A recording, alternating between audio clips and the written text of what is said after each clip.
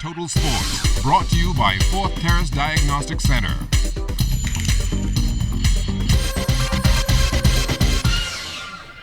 Welcome to sports, everybody. I'm Chris Saunders. Celebrations for our Rio Olympic team officially got underway today as athletes paid a courtesy call on Governor General Her Excellency Dame Marguerite Pinlin at Government House today.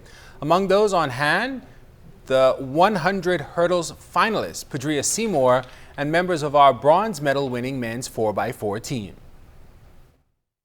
I'm thankful to be at home to bring back this bronze medal to the Bahamas and to the Bahamian people. My experience in Brazil was a great experience. I've been there 5 times, and being able to go and execute and come in with some hardware was definitely a great accomplishment, and I'm just looking forward to the future.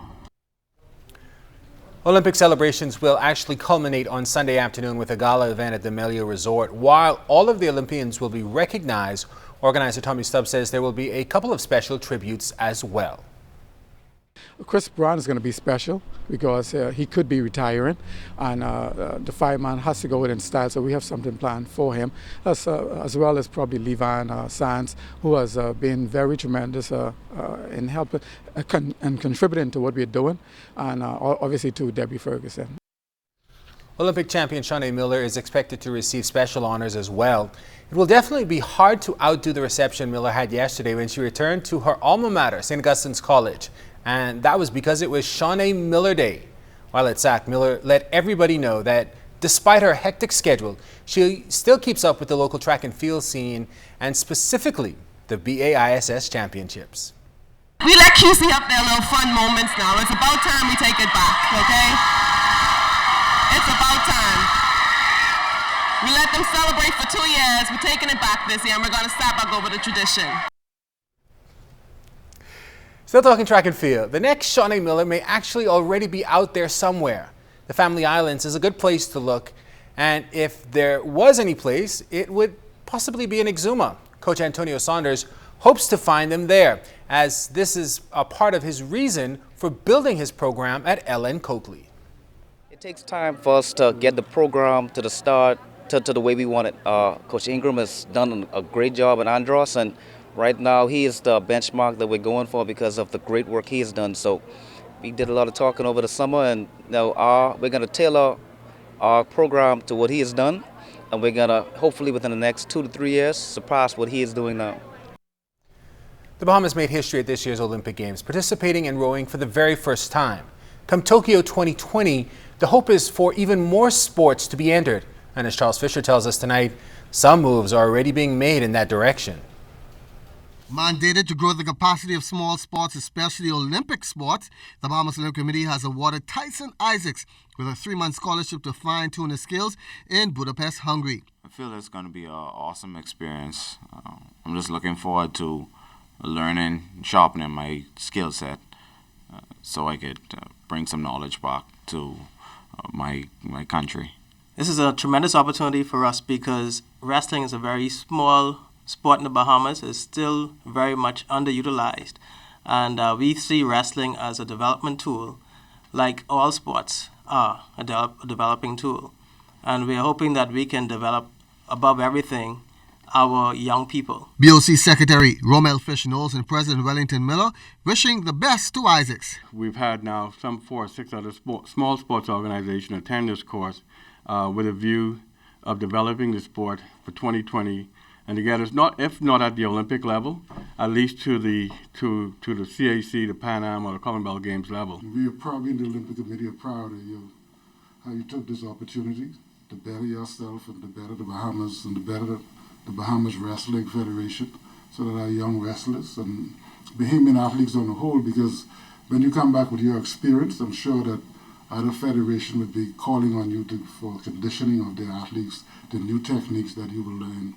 So we thank you for coming and accepting this grand opportunity. Isaacs was not the only Bahamian afforded the opportunity to further their skills. The president has also awarded another scholarship through the University of Physical Education to Mr. Rogers Charlton from Grand Bahama, who will be traveling in a few months to the university I just mentioned to sharpen his skills in the sport of athletics. There will be some speed testing, speed generation, how athletes could improve on their speed, and the like, strength and conditioning as well. More good news with hopes that the Bahamas will have much more sports represented at the 2020 Tokyo Olympics. For ZNS Total Sports, I'm Charles Fisher. All right, Fisher, thanks a lot. The Bahamas Governmental Departmental Basketball Association in action tonight. The Airport Authority Avengers and the Police Crime Stoppers trying to get in Game 3 of their best-of-5 semifinals. This after the lights went out early in the second quarter on Wednesday. The series right now is deadlocked at 1 game apiece. The winner will move on to face the Bamboo Shack Cybots in that championship game series. The Cybots advance with a sweep over the Department of Correction challengers. Following the clincher of that series, Cybots coach Wade Watson says he has a preference on who he'd rather face in the big dance. We got 5 Cybots on airport team. Brian Bain, Raw Talent, Cecil, Dimitri, and John Smith. 5 of them played with us before, so it'd be nice to play against them, but no disrespect to the Crime Stoppers. They champions 4 years ago, and we'd like to see them again as well. So it don't matter who comes, we're ready to play.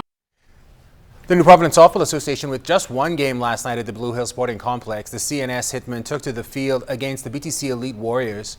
Hitman ace Alcott Forbes not really on top of his game, giving up a few home runs. Eventually, though, he would settle in and his team's bats would come around. Hitmen take this one by a final of 7-5 on the mound. Forbes picked up the win over Duval Store. Forbes also helped his own cause at the plate, going 2 for 4 with 1 run.